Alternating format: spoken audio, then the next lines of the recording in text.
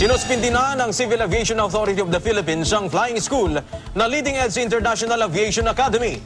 Sila ang may-ari ng bumagsak na Cessna Plane 152 sa Cervantes, Ilocos Sur noong Lunes.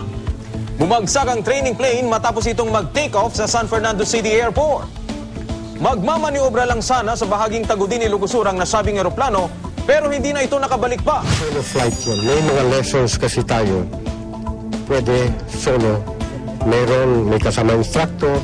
Mayroong lessons na kailangan solo sila para may confidence sila sa sarili nila. Lula ng eroplano ang Indonesian student pilot na si Michael Jaja na agad ding na-rescue ng Philippine Air Force noong Martes.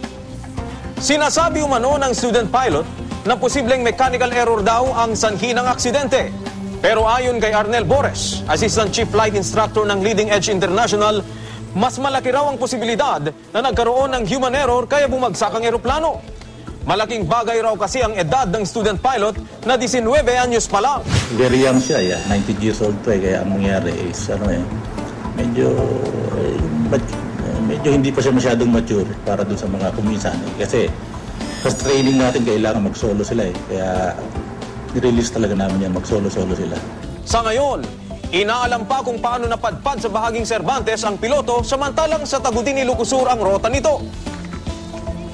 Nananatili naman sa crash site ang Cessna plane.